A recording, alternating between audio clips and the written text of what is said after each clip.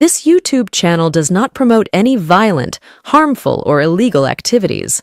All content provided by this channel is meant for an educational purpose only.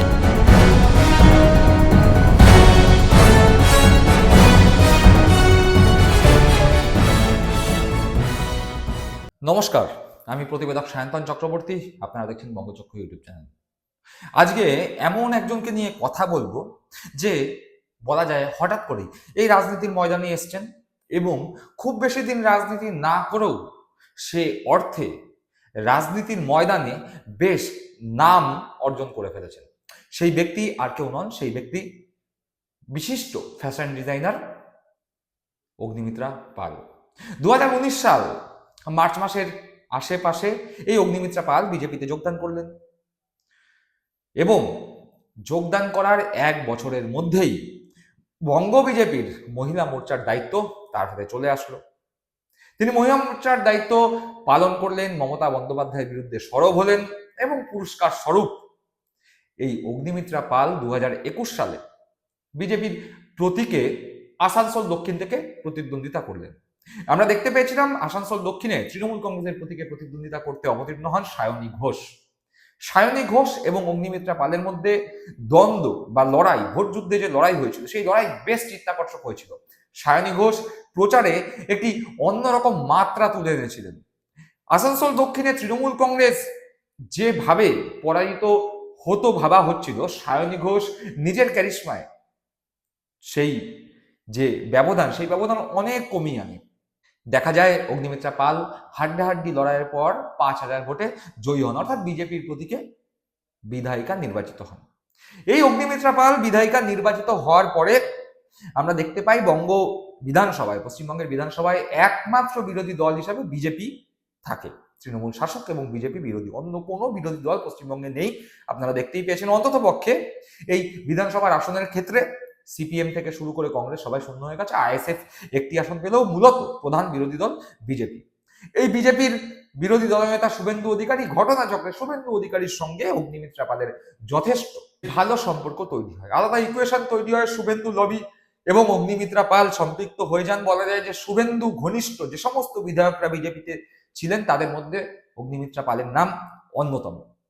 Suvendu অধিকারীর বিভিন্ন কর্মসূচিতে অগ্নিমিত্রা পালকে দেখা যেত এবং একই সাথে শুভেন্দু অধিকারী যখনই প্রেস মিট করতেন তখনই অগ্নিমিত্রা পালকে শুভেন্দু অধিকারীর পাশাপাশি দেখা যেত।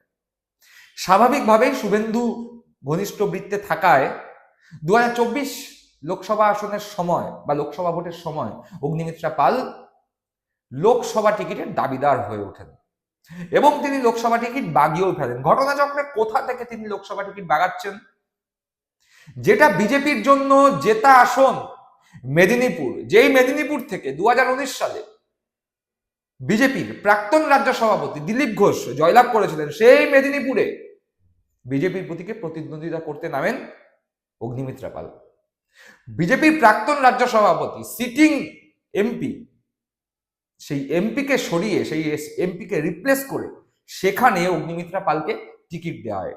বলাই বাহুল্য শুভেন্দু অধিকারীর ঘনিষ্ঠ হয় এই সুবিধা অগ্নিমিত্রা পাল পেয়েছেন। কিন্তু তৃণমূল কংগ্রেসের জুন মালিয়ার কাছে তিনি পরাজিত হন। আবার দিলীপ ঘোষ নিজের আসন ছেড়ে অন্য আসনে দাঁড়াতে যান, সেখানে তৃণমূল কংগ্রেসের কীর্তি আজাদের কাছে দিলীপ ঘোষও পরাজিত হন।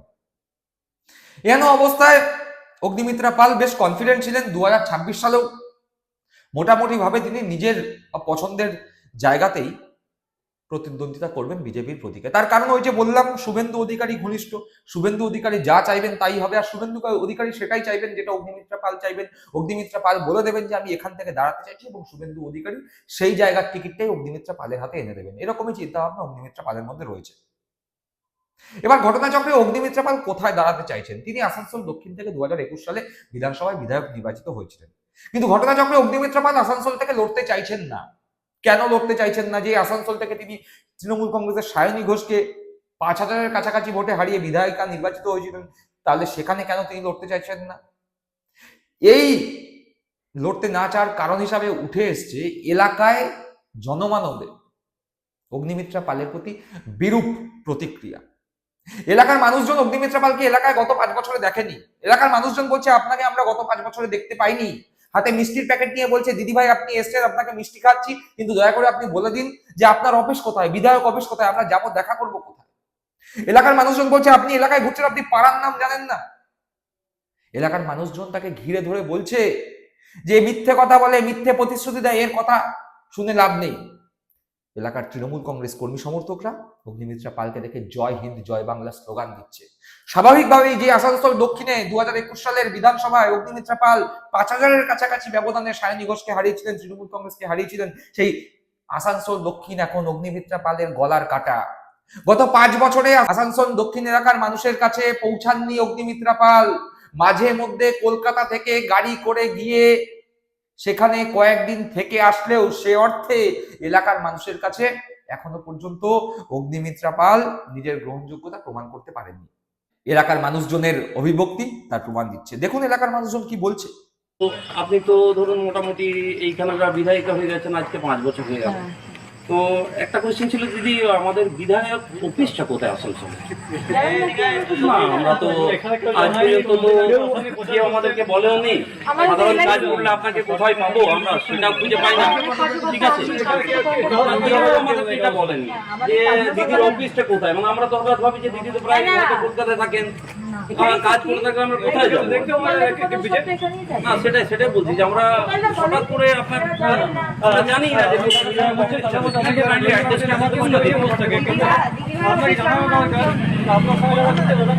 কেউ জানায় না আমাদের দিদিকে গেলে আমরা কোথায় আমাদের কাজের জন্য তার পার্টি অফিসে বসে সবাই, আপনিও মানুষের কাজ করছেন, আমিও মানুষের কাজ করছি। তো কে পার্টি অফিসে বসে কিন্তু কেউ তো জানানো দরকার যে আমাদের বিধায়ককে কোথায় পাবো, গেলে আমরা কোথায় পাবো। রিকশাওয়ালার কাছে আমাদের এখানে ফোন নাম্বারটা কাজের ব্যাপারে আমরা দিদির সাথে কোথায় যোগাযোগ করবো? আমি মনে করো আমাদেরকে আমাদের ভোটের জন্য অন্তত একটা কাজ করেছে,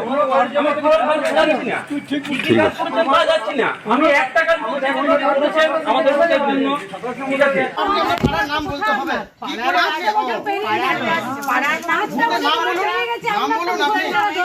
পঞ্চায়েত মেম্বারের কাজ। আমরা মেম্বার যে আছে তাকে তো আমরা সবসময় পাই। সরকার বদলান, বাড়ি বাড়িতে জলের আপনি কি করে সরকার বদলাবো? ম্যাম আপনি ভোটের আগে এলেন এখানে। না আপনি আরেকবার আপনার পুলিশ দেখতে পাইনি, কোনোদিন আপনারা দেখতে পাইনি। তাহলে আজ কেন করছেন ভোটের আগে বাড়ি বাড়ি যাওয়া? আজকে তো পাড়ায় পাড়ায় দিদি ভাই কিসের জন্য? আমরা কোনো আপনাদের আজ 15 লাখ টাকা আপনি বলেছিলেন, আপনারা বলেছিলেন প্রধানমন্ত্রী থেকে ভোটের আগে 15 লাখ টাকা উঠে দেন। আপনি 15 লাখ টাকা কয়জনের অ্যাকাউন্টে ঢুকিয়েছেন সেটা আমার জবাব দেন। 15 লাখ টাকা বলা আপনি যে রাস্তার উপর দাঁড়িয়েছেন সেটা হচ্ছে বিবেক মন্ডল নিজে উদ্যোগে নিজে কাজ কামাই করে পদে সে দাঁড়িয়ে পদে রাস্তা করেছে। আজ একটা স্টেট লাইটের একটা আপনারা ব্যবস্থা করতে পারেননি? হ্যাঁ, আপনাদের যে যারা কর্মী আছে তারা কি জয়পুর রাস্তায় পেরাপরি করে না? আপনি তো আসেন না, সেটা মানলাম। আপনি কি করে বুঝবেন? আমি আসি না আপনি আসেন না।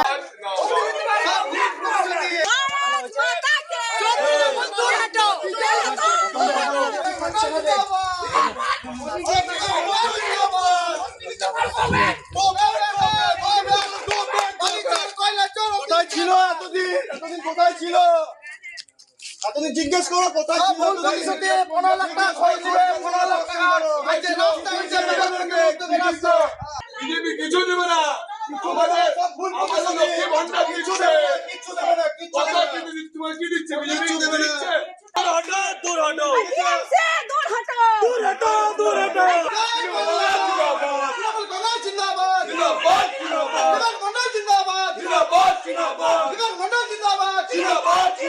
দেখলাম এলাকার মানুষের মধ্যে অগ্নিমিত্রা পাল সম্পর্কে কিরকম ক্ষোভ জমে আছে। আর এই জায়গা থেকেই অগ্নিমিত্রা পাল ভেবেছেন যে ঠিক আছে, গলায় যখন কাটা হয় বিজে আসানসোল দক্ষিণ, তাহলে এবার আর না আসানসোল দক্ষিণ, কিন্তু ভোটে দাঁড়াবো অন্য কোনো জায়গা থেকে।